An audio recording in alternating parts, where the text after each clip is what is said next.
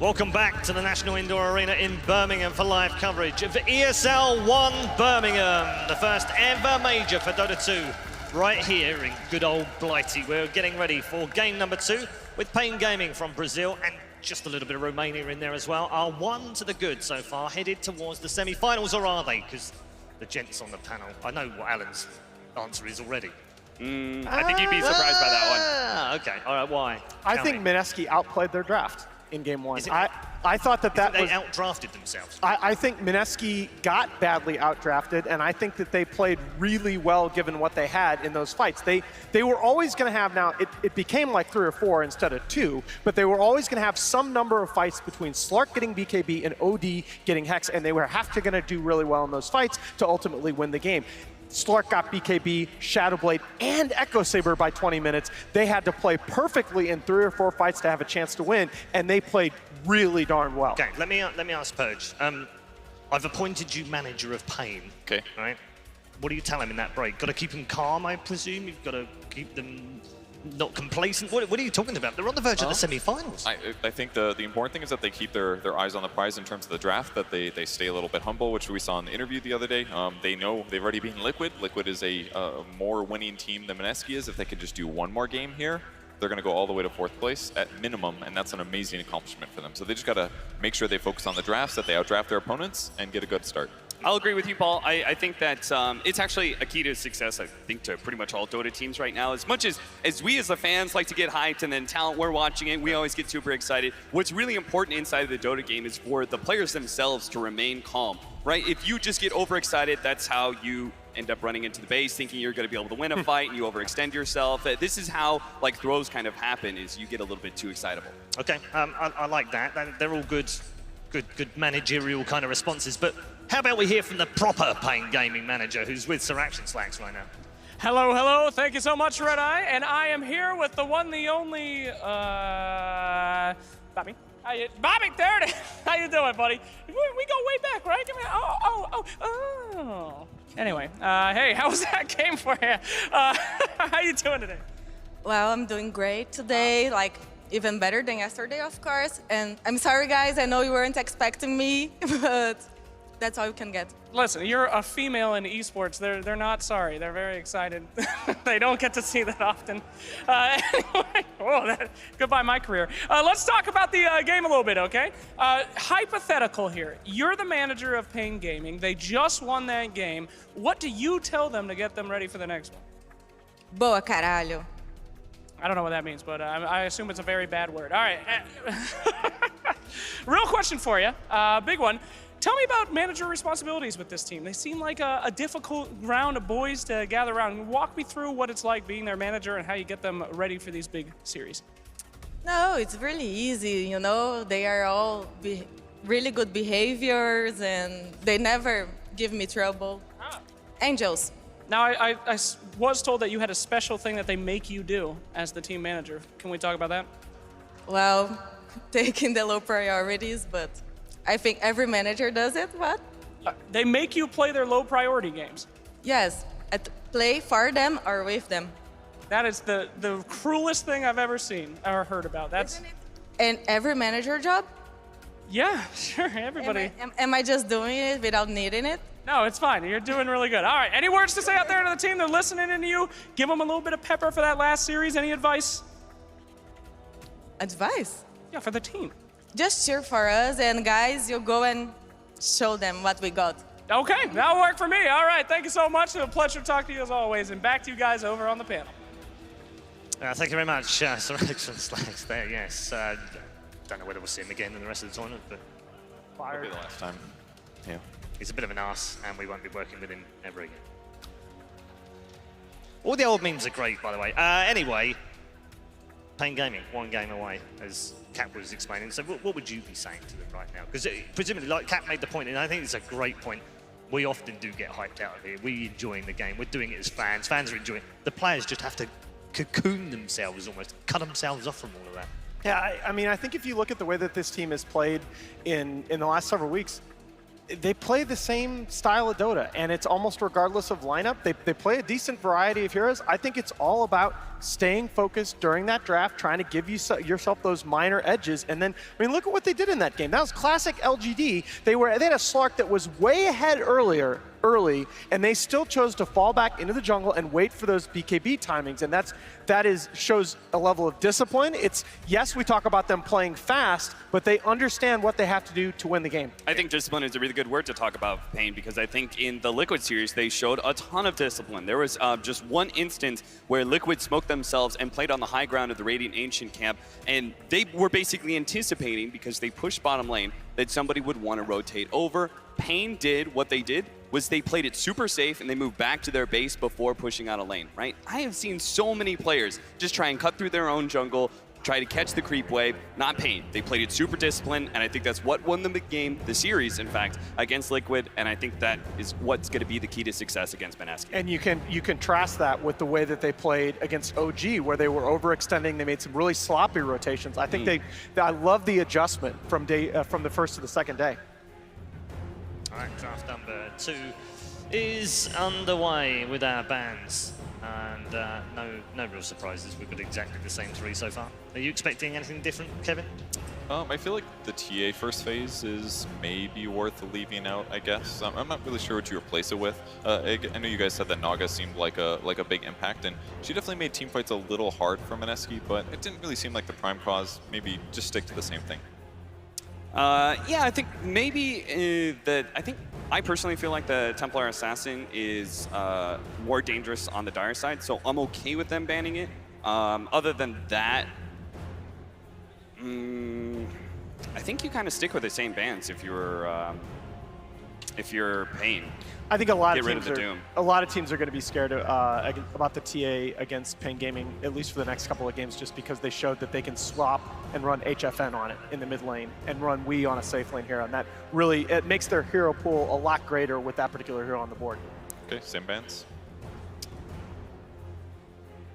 And there you go, Mineski will take it. Okay. Yeah.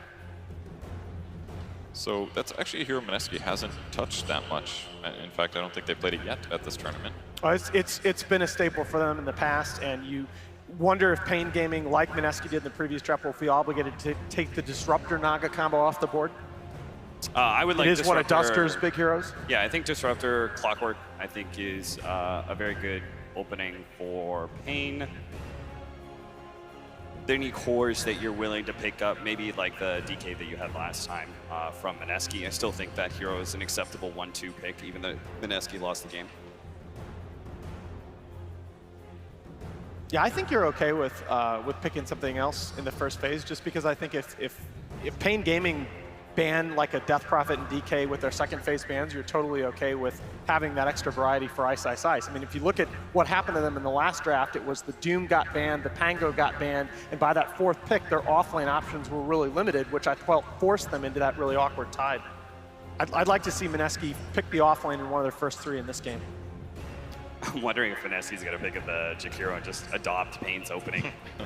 I mean, I tell you, I was skeptical, but that 4 points, that max Ice Path build with Jakiro, that even you're seeing some players use outside of the Naga combination now, it seems really powerful with the song. Yeah, that's the other 4 position, I guess, the paiN Gaming, King RD, Sand King, very comfort, and I feel like comfort is really important for paiN. Every single one of the games that they provided upsets, it felt like they had some very signature heroes. Again. No, I also like it because paiN will run the Sand King both as a 3 and a 4. Tavo, excellent Sand King player, going all the way back to the Kiev Major, where he played that in a couple of games. And I like that flexibility here, keeping your draft open. Man, I love watching best of 3s. Like, the drafts are so similar right now. They're just some minor alterations so far. I mean, they keep the Dragonite. The only support difference from Mineski here was they're going for the Naga Siren instead of the Disruptor. But Naga's maybe a bit more flexible, has better team fight in terms of affecting the whole team. So we'll see any other alterations come. Interesting. Does that suggest then, gents, that Mineski believe that they didn't need that much of a change to win that game? I would say so, yes. Yeah, and they don't, honestly. Like you again, get a little better offlaner on board, a little better ways to deal with the Slark. I think you're fine. Yeah, or get rid of the Slark now. I'm okay with that. Yeah, that's fair You're enough. okay with leaving it in? Or No, big getaway. I'd make him play something different. Get rid of the Slark. Because you've already taken away some of the better HFN heroes in the Luna as well. Yeah. I feel like they're just slightly more concerned about matchup advantages. There it is. When you have a lineup like the DK and the Naga Siren, you don't have a great amount of direct threats for this Slark. You may have a stun, but you don't have any burst damage from either one of these heroes. That's true. Doom is still on the board. He was banned second phase last game by paiN. Yeah. And then it's a popular paiN ban as well. They don't like playing against Which the you now, as second pick, remember, you now have that ban into pick to start the second phase. Yeah. So they can choose whether to ban Doom or pick it right now. Just feels a little scary to grab it right away, since it's kind of similar situation as last game. Mineski was kind of forced to grabbing the Tide, maybe not forced, but they grab Tide and then instantly they start getting countered. And Doom might run into something similar here.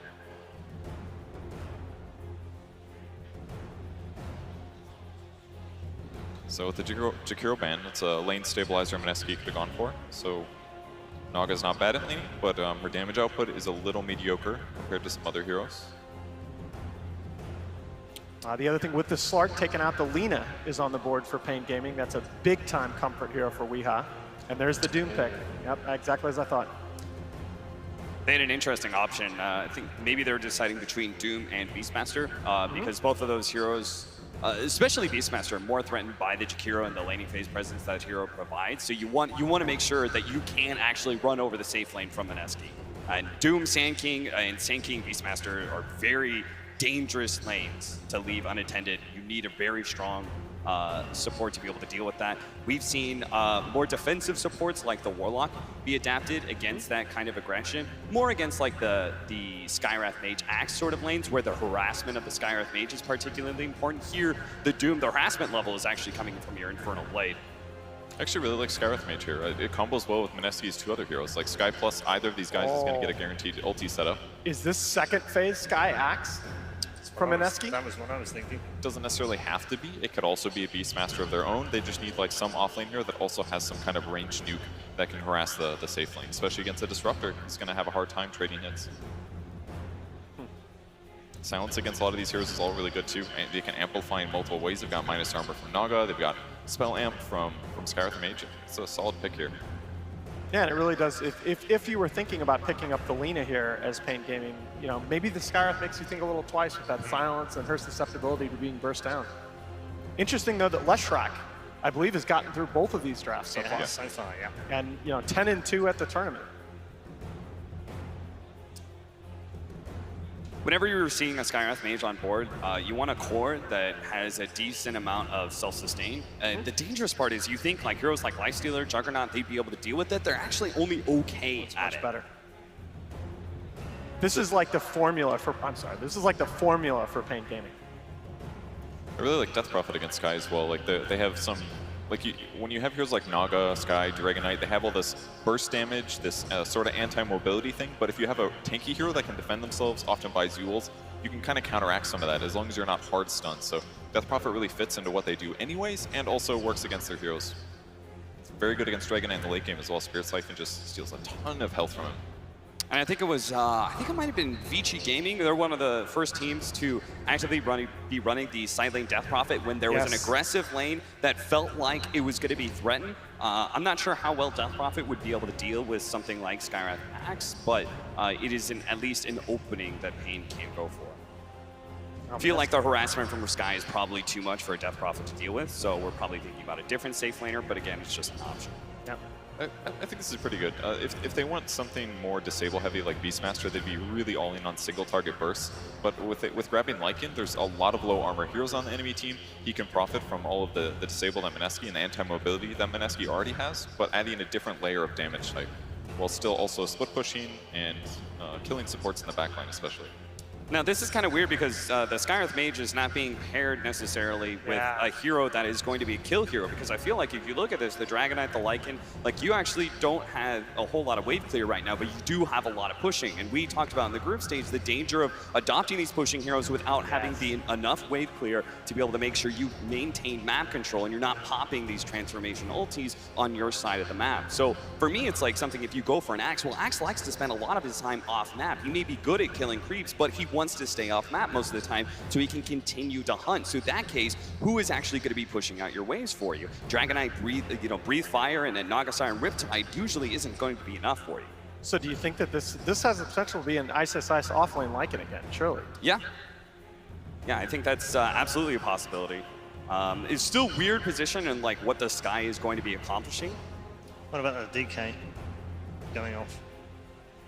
Or some sort of like side lane DK. That's fallen off a bit, but yeah. I think the DK is acceptable enough against the Death Prophet mid. Like you are never really threatened by DP too much and you get good CS. It just feels a little weird. I mean, I guess Sky, it contributes better to teamfights late game, but like to not pair him with somebody else that pressures the lane feels wrong to me. Well, I mean, this is still, again, a lot of flexibility left for Mineski in the 5th pick. This could still very easily be the carry Lycan. Yeah, that's true. Have you guys, do you know how Lycan does against Doom offlane? I don't know if I've seen that very often. So your inherent regen is nice, but none of these melee heroes actually deal with Infernal Blade spam over and over again. And the supports have to be there often to even contest him. Right? Yeah, and you don't have like Naga Siren. She takes advantage of like the low armor on Doom, but it certainly is not a hero to really threaten, especially if it's going to be in dual lane, which I would expect from paiN. And I'm not sure if like Sky could actually shore up that laning phase either. He's great at harassment, but it also means you're giving a lot of magic wand charges to a Doom who will just constantly be using that in turn to devour and use Scorched Earth. I think it'd work if Sky rotates once he's like level 2, level 3. Like level 1, yeah, he's not going to want to tri-lane against him, but if he shows up with a slow, and they've also got like a level 1 ensnare, level 1 Riptide, I think they should have enough damage to kill him. What about you go back for an Ice Timbersaw with your last pick as Mineski? That gives you the wave clear, gives you the magical damage, gives you some burst threat against Death Prophet. You've got Doom, Death Prophet, and Disruptor. I feel like you've got enough magic damage and enough silence that Timbersaw is out of this running. Yeah, it just checks that wave clear box, but that's right. And it does give you that kill threat and it bullies the lane, but I agree, it's very awkward as a matchup. Final picks of our second draft, almost upon us. Where did Mineski go? Oh, God. This is a very tough last pick.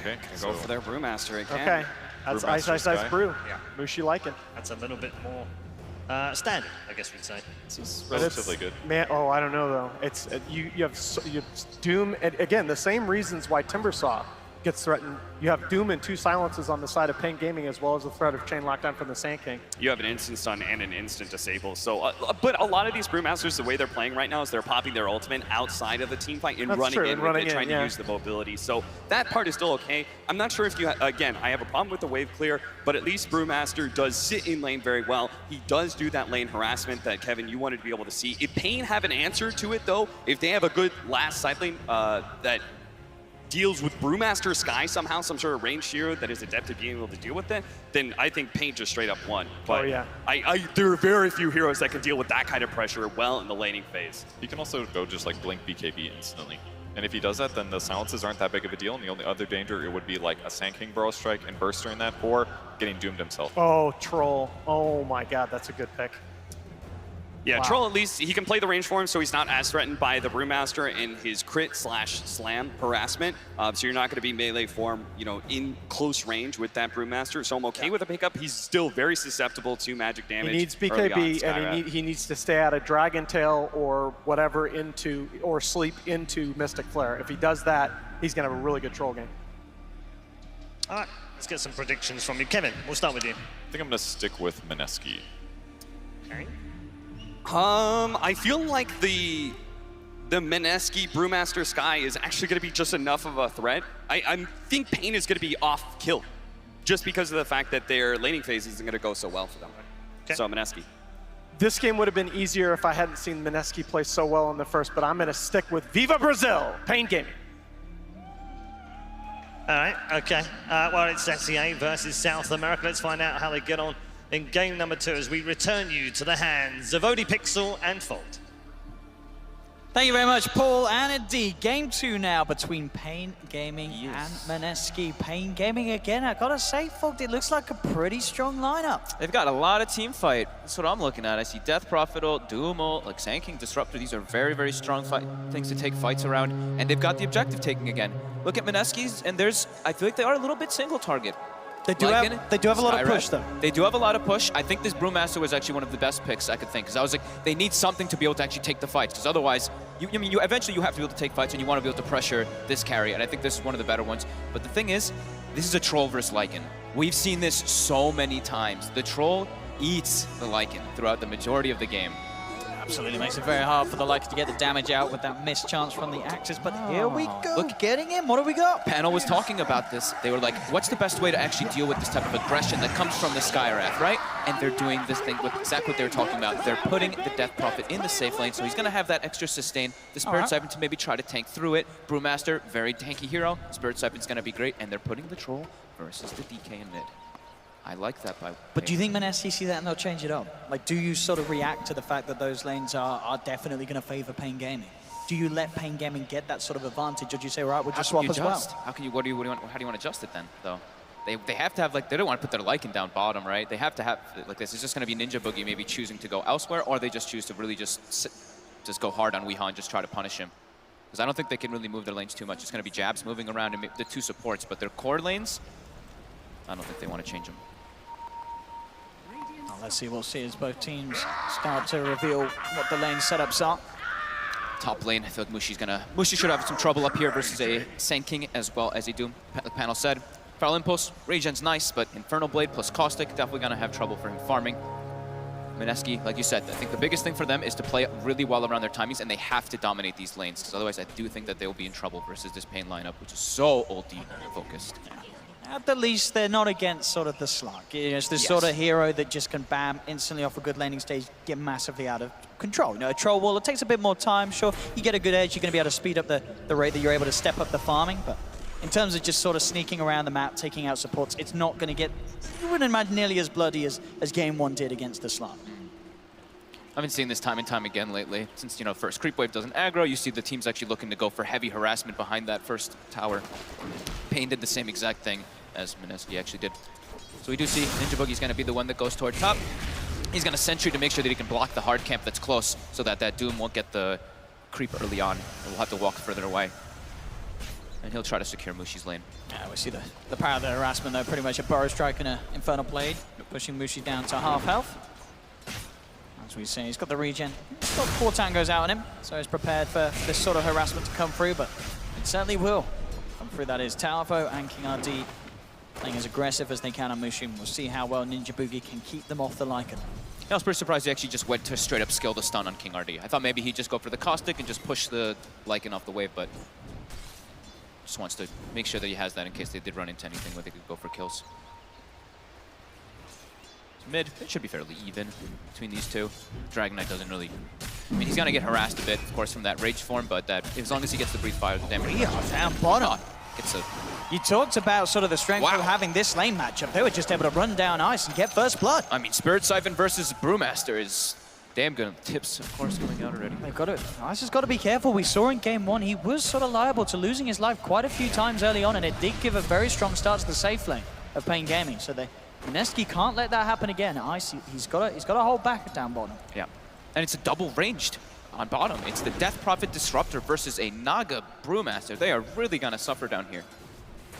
The Brew is going to get very little last hits, more than likely. Top lane, Mushi getting pretty low here. The Infernal Blade coming down from Talvo. He's got the Scorched Earth. That's going to be Mushi gone. paiN Gaming getting a second kill. King RD, he'll survive. Ninja Boogie with not quite enough damage. The Wolf, though. There we go. The dog comes out. The level 1 Wolf. Questionable at the best. So still Mineski able to get something, but again, paiN Gaming, the aggression, the lanes, the matchups that they've got that you talked about. We're seeing the strengths of them. Down bottom, jabs. The Siphon, Grip Swarm as well. He's trying to back himself away. Should just about be fine. Yeah, Grip Swarm not there for a couple of seconds, but still, these are scary lanes for Mineski to play in. They need some harassment, but they're really making Mushi struggle. So what we talked about. And now we're seeing the mid lane going. It's Moon having the yeah. edge, yeah. DK. Dragon Knight being able to hold his own very easily. Massive base damage advantage, and then throwing Breathe Fire on top. Troll definitely suffers. He has to get like Blades of Attack, Aquila, try to make up for that disparity. Harassment top continues.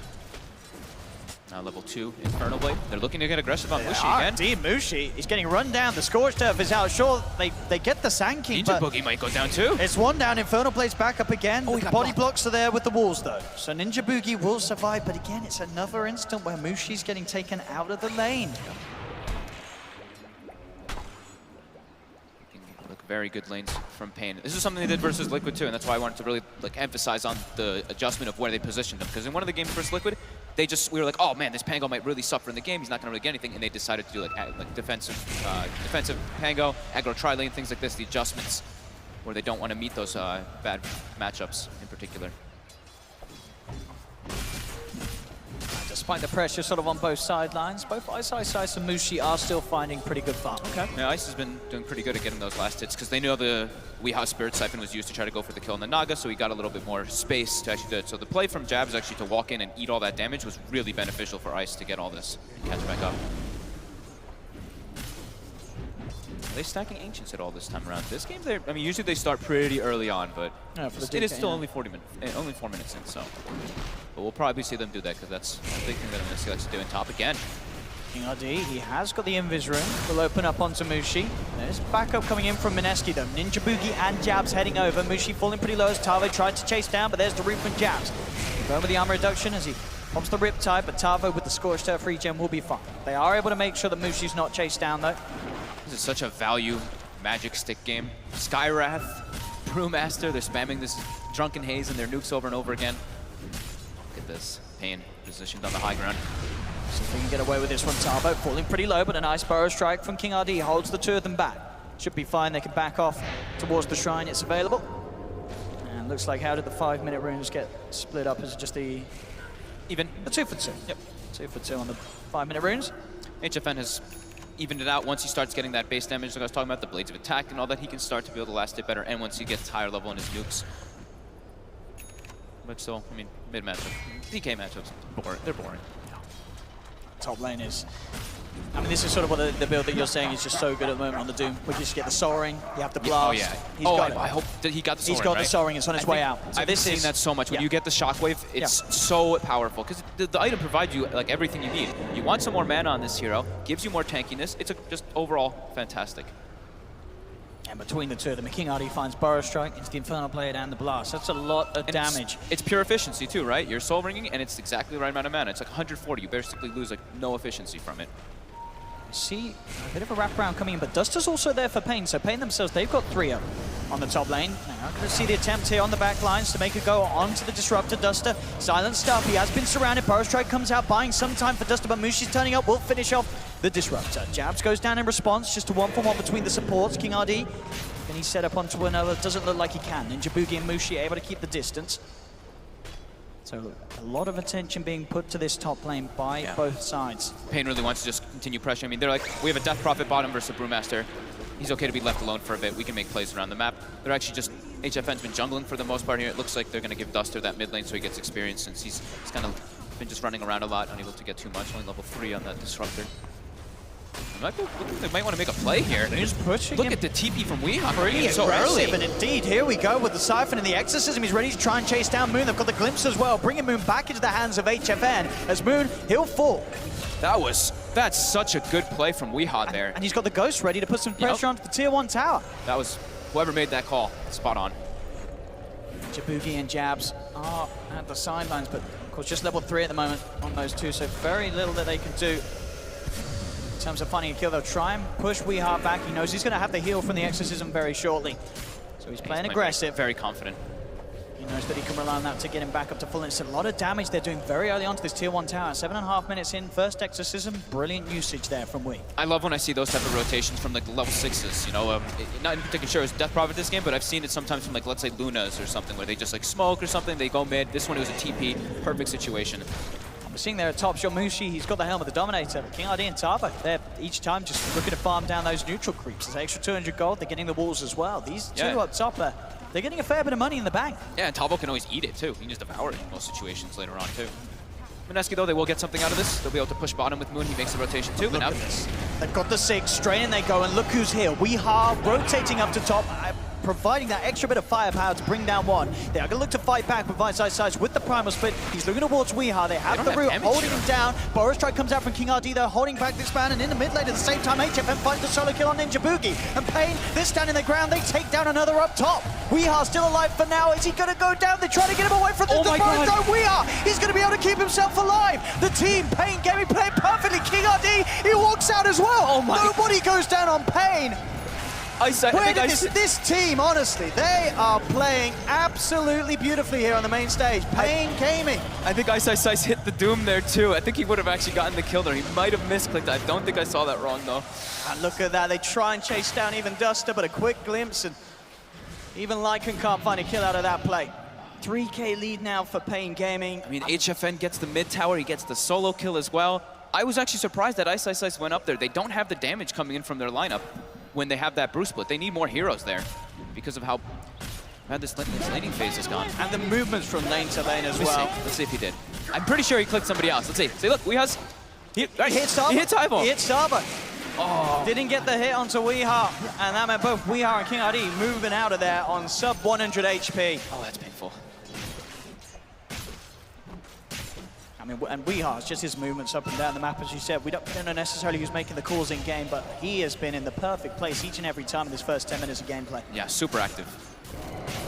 And look, he's found a nice creep. Take it. 200 gold. 200 gold. Easy money for Weeha. I'm going to take top tower too, and they still will have Exorcism if they want to continue or if they want to look for a fight. HFN hasn't chosen what item build he wants to go for just yet this game. He's usually done the Battle Fury build. I think he's probably thinking, he's like, I get the Battle Fury, but then at the same time, they're playing pretty fast. Yeah, I think he's going to do it because they're playing fast, and it's not like with him. He's just kind of playing his own game at the moment. And when you're versus Lycan, he can, the cleave is always going to be nice, and he wants to accelerate his farm. So. And you're right. At the moment, they don't need the troll to turn up to the fights. Exactly. They're doing so much just as a four-man with the way that they're making these plays, paiN Gaming. King RD, he wants to try to set something nice for Ice, but no, this is fine. paiN continuing this pressure. They don't want Mushi to have any space in the world. They are not letting up. See what Mineski could do in terms of trying to solve this. Look to lean forward, kinetic fields down, jabs heading in straight away. They found Duster with the wraparound. iSize has got Primal, but they have the glimpse. He got him. They got him. They were able to send him back before the Primal split was off, so there's no brew in this fight. Tavo, he's gets to Doom out onto Mushi, starts to push him away. The Scorched Death keeping him alive a little bit. He's been held down by the net. But Mineski, they're falling low. Weeha gets the final right click onto Jabs. Jabs will fall Moon, keeps himself alive with the Shrine. Will be able to finish off Doom. There's Dick Flair doing a fair bit here to the Death Prophet. Pre-fire as well, nearly finished him off. That should be the finisher there for Weeha, as he will slowly but surely go down. Mineski are able to push them back up top. Always a slight fear when you are going for those like tier 2 pushes this early. The Shrine's available. There's a lot of different ways to flank around there. Mineski able to take the fight, even without the brew. That was a very clutch glimpse from Duster, getting ice out during the cast animation of the Primal split. Don't see that happen too often. King RD. He's going to go for it. Play with Epi. Now he's got the Epi. Ice. He's going to have a lot to deal with here as HFN does to come through. They've got the glimpse back and they'll take down Ice. Extra bit of money in the bank for HFN. They're playing incredibly fast-paced, and they're not looking to let up. That's the great thing. It's a 3K advantage, and it's not like they're backing up and farming too much. They're still looking to always keep aggressive whenever they have those ultimates. Duster still has his available on the Disruptor. We could look to see them make a move with the smoke after they Shrine up. Keep that pressure going. And Mushi will, of course, be going for that book, and that's where the Battle Fury also will be beneficial on top for the Troll. He's going to be able to cleave down those minions, in particular when he gets that BKB on top. I see Mushi. Again, very crucial as well that they get jabs to that level 6, so they have the Song of the Siren to respond, but before he's going to get it, he's going to be glimpsed back, tries for the TP, but King RD's there. They catch out the Naga Siren. More time for jabs to sit on the sidelines, and that Song of the Siren not to be available for Mineski to allow them to respond to the team fight that paiN Gaming are bringing. Yeah, cool play there too. They put the ward down, they see the Lycan farming, but they're like, oh, it's close to a Shrine. That's not really the best place that they want to take a fight, so they take a different location and just try to find somebody else. They find the Naga. But 2 D-wards comes out, Mineski. So they have their scan. Not Mineski confirming that they're moving as the pit. HFN has a double damage. Oh my god. He's going to be able to do this pretty quickly. Can Mineski get over in time? They're TPing over towards the Shrine, but the Ghosts are coming out. They want to make sure that they can get this as quickly as possible, and they should be able to do it. The Wolf is in there. He's going to try for some sweet little play, but it's not going to work. paiN Gaming get Roshan, get the Aegis onto HFN as Mineski are just unable to get themselves into the pit. They're trying to give vision for a glimpse onto Mushi. but instead they'll look to just pressure for now. But Mineski, they're positioned for a fight They here. are going to try for this here. Duster, he has found jabs in the midst of it all. He's actually sort of drawing them away. Moon pops a TP there. For some reason, cancels it straight away. They do kill off the Disruptor. But the rest of paiN are able to regroup, back off. Stun's going to be thrown out from Ice with the primal split, but they won't be able to get anything more out of this. That's like the sacrifice play. Duster's literally just like, guys, run. I'll take this one.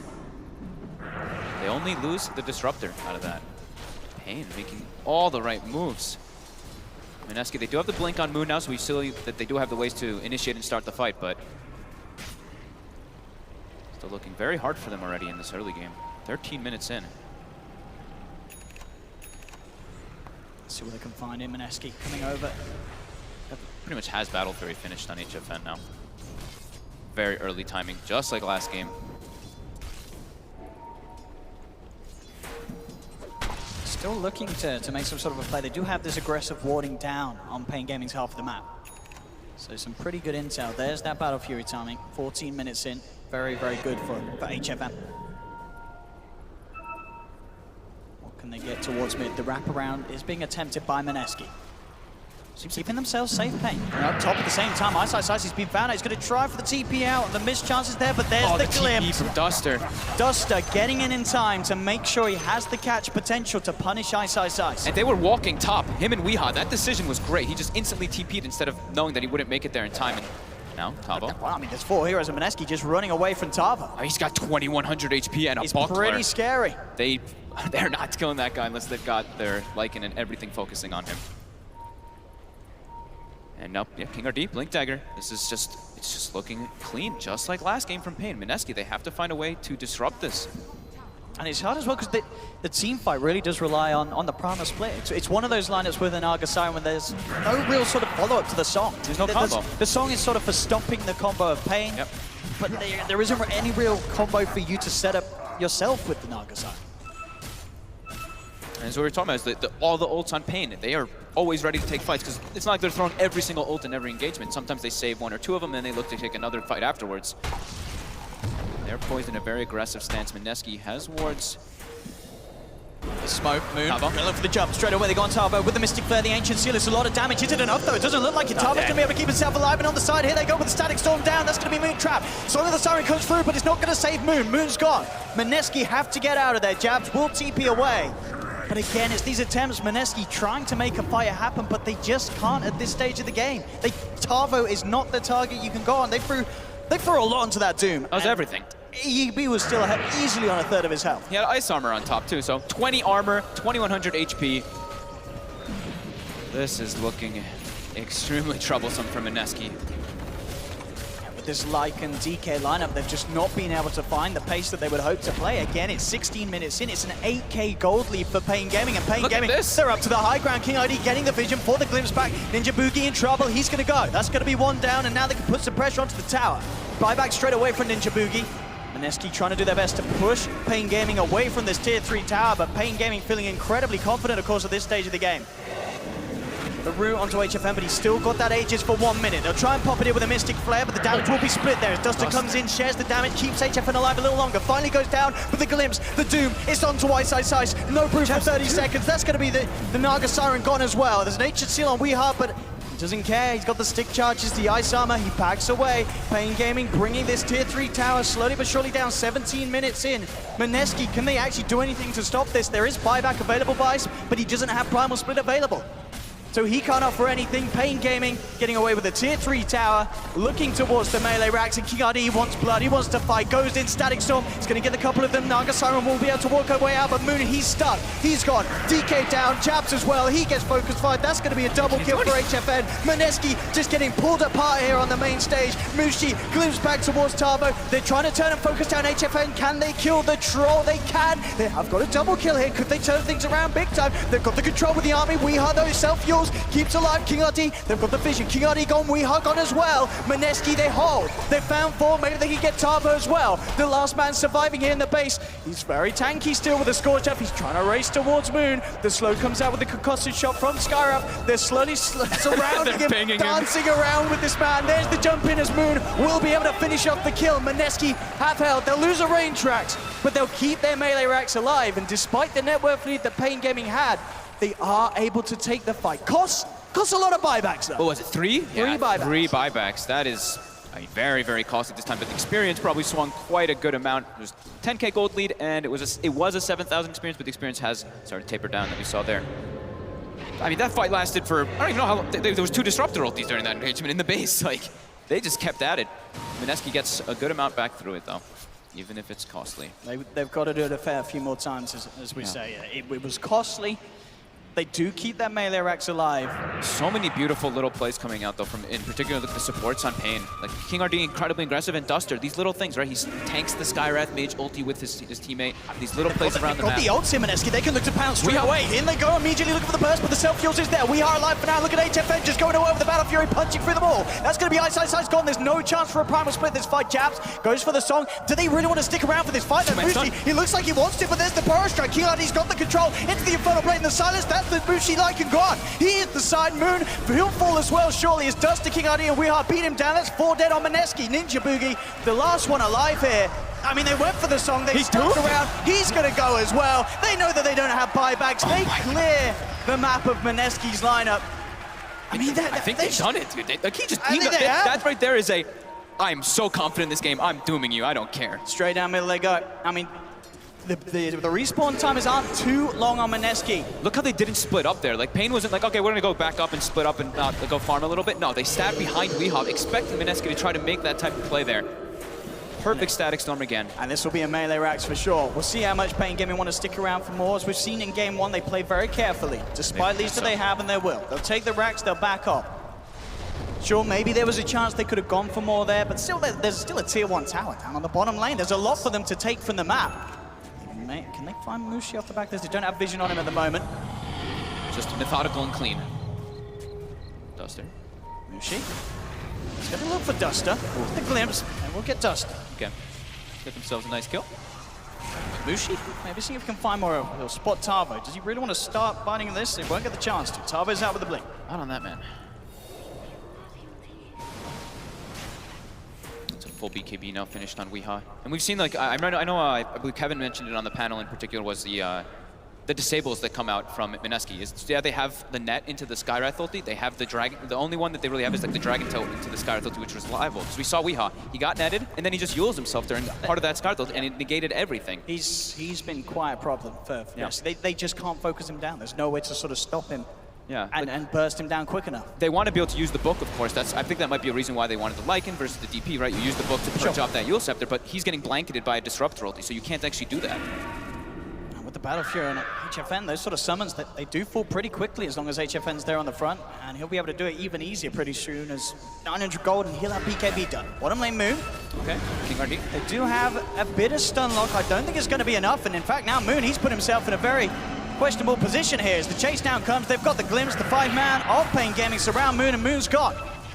Not an attempt he could go for on Tavo. He was pretty alone there. Like the rest of his team wasn't very close, and they're right next to a shrine of paiN. That was a very overzealous play. He went in on that Sand King, but it's a level 30 Sand King. It's pretty tanky, 1700 HP. That's not a kill that you're going to be getting as a DK, even if you have the summons of the Lycan. Nope. The match just doesn't check out.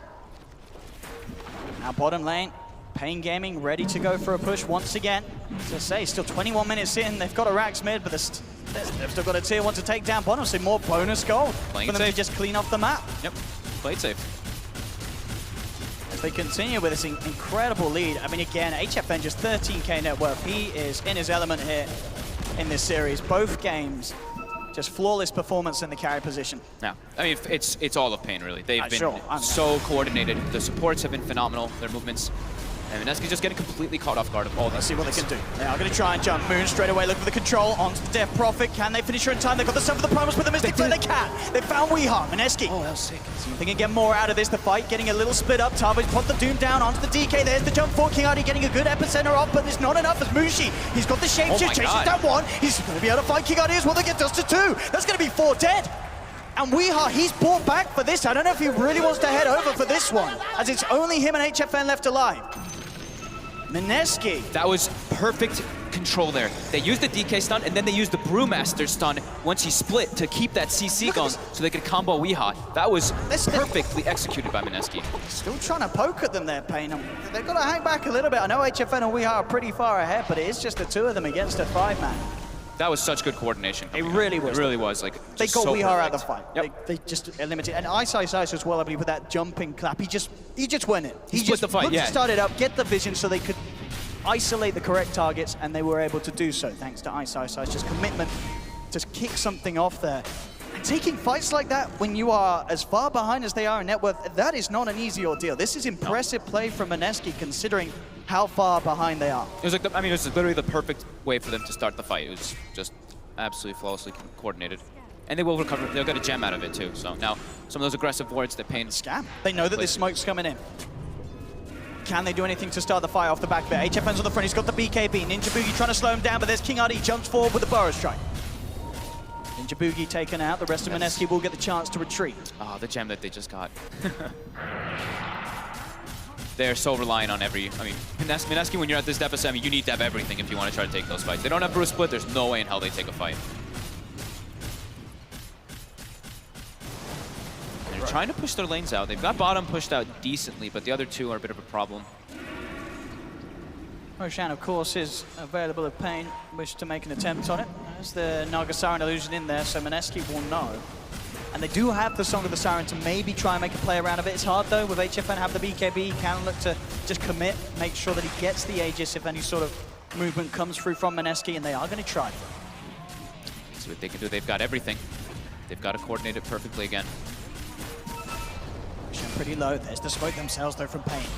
Making sure that Mineski can't get the jump jabs. He's got the Song out. They've got 3.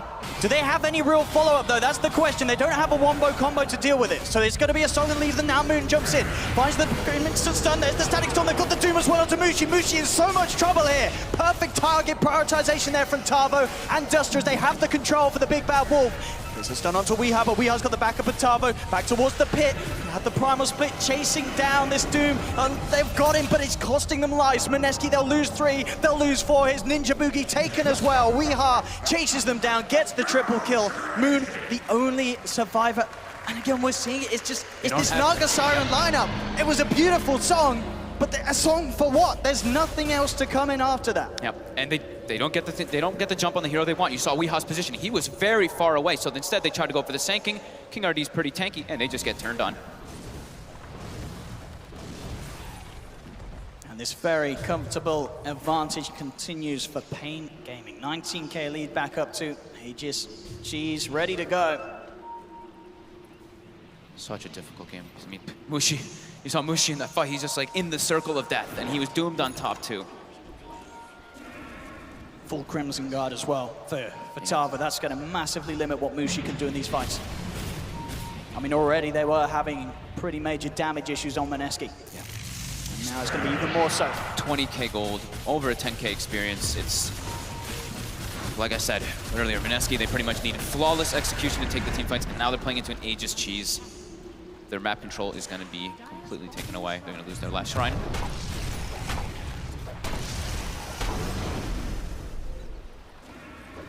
Mushi just desperately trying to find places to farm so he can get his own BKB, so he doesn't get disabled, so he doesn't get stuck inside that static zone, so he can actually start focus firing people.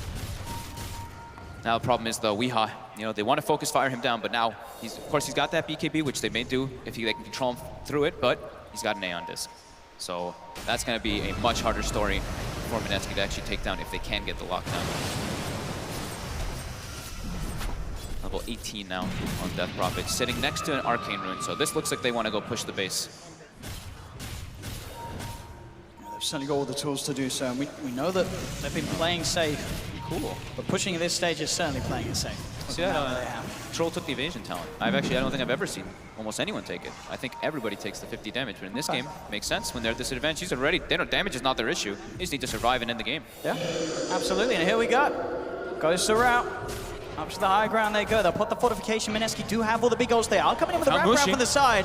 See what they can do. They've got the silence onto King RD. They'll be able to take the Sand King out of the fight. That's one. Can they get more out of this? There's Static Storm controlling Ice. The Song trying to save him, but he's already stuck in there. That'll be Ice down. He'll buy back immediately. Same with King RD. Tavo is chasing down Moon with the Doom Ninja Boogie, trying to slow down Tavo with the concussive shot. Back towards the south. They found the Naga Siren. Buy back again immediately. Everyone from Mineski trying to get themselves into this fight, but the BKBs are out. From paiN Gaming, Mushi's taken down. He does not have buyback available on the Lycan. So paiN Gaming, again, securing these team fights, making Mineski buy back, but they've still got Aegis and Cheese, and Mineski just used everything. And Ice, he's coming out of the primal split. He gets stunned up immediately. That's a dieback on Ice. Triple kill for HFN. Maybe they can get more. Moon tries to hold back Weeha with the burn, with the stun, but there's more coming through as Tavo, King RD, chasing down Jab. There's the slow from the Siphon. Ultra kill for HFN as Mineski are pushed back towards the base. And there's a bit of a premature GG, but it is GG indeed. paiN Gaming understandably getting incredibly excited there as they've just turned up. They've 2-0 Mineski in the first game here on the main stage. I mean, Mineski, they're major winners, recent major winners as well. And for paiN Gaming to turn up and play as well as they have against Mineski, this has got to feel incredible for paiN. This is some flawless play. There's like no mistakes coming out from start to finish. You don't see any unnecessary deaths, any unnecessary plays. The support play from this team was absolutely phenomenal. Weeha 2 early rotations. Mineski just got dismantled. I mean, we saw sort of glimpses of Mineski having these sort of team fights, and considering they were very far behind, they were impressive to a sense, but it only happened a few times, and it never was enough to swing it back around because already they were so far behind the lanes, especially in this game. The matchups that paiN Gaming were able to find, the draft, it just answered everything that Mineski was trying to do against them in the early stage. And having that Death Prophet safe lane, right? Those small little adjustments, panel mentioned it. It ended up working perfectly for them because it allowed, they gave a little bit of a head start to Weeha, and then the Disruptor can move around, they make plays, they keep the pressure on Mushi, and it just felt like Mineski was under the gun the entire time. And they were not really able to do anything. It had to be like flawless. Again, as we sort of said, I was talking about HFN's carry performance, Weeha's movements, but in reality, it really is this whole team. Yeah. There's something about this team that the synergy's absolutely there, and it is something that we'd never seen before. You know, having Weeha, a European player coming over to South America, it's working. It absolutely is working. This is beautiful Dota 2 from paiN Gaming as they will move onwards. Mineski, unfortunately, reaching the end of the line here at ESL One Birmingham. As we'll be able to throw you over to the stage to hear from some words from paiN Gaming. Over to you, Mishi. Thank you very much. Yes, I stole Weeha, and the first thing you just said to me is, there's quite a lot of people here for a first day. Yeah, for day one, yeah, it's a lot of people. It's absolutely crazy. You guys are actually pretty scary, so if you could just, stop having fun, that would be great. I'm joking. So a couple of questions. I actually probed the analysts. Maybe they could get a couple of answers to questions you asked. The first question they wanted to know is just, did you feel confident when you saw game one, you saw that HFN got that Slark pick? Were you feeling, did you get a bit of smile creep on your face when you saw it? I mean, I just thought it's an easy win after Slark. Yeah? Yeah. Ooh, okay, vicious. And actually, paiN had a question. He says he's probably not going to give you the answer, but I'm going to ask it anyway. He was asking, how were you guys so successful with your core rotation, rotations with your ganks? How did everything seem to go so smoothly? It just flowed. Well, what we usually do is like they play their game, they speak Portuguese, and I just play a pub game where I have 4 teammates that don't speak my language, and it's just that's how it is. And if you're having a really bad game, you can just swear in Romanian, right? Yeah. A couple of questions, and you say that, they're all speaking in their language. Actually, there's a lot of parallels to be drawn. I'm not going to get into that because that would be a long interview about the Counter-Strike scene. But my question to you is, you've just joined this team. Like you said, there are some clear hurdles you have to overcome. How has it been? You've been there, what, 2-3 months? I think about 2 months, or maybe more. And I already consider them like my brother. So they're all my brothers right now. I'm having a lot of fun, yeah. Virtus Pro next. How does that make you feel? They're looking like Virtus Plow at the moment. Well, I hope we're going to put on a good show. That's all. I'm sure you'd like to see a good show. Give it up for Weeha. Congratulations. We'll see you in the semi-finals tomorrow. We'll head back to the studio now.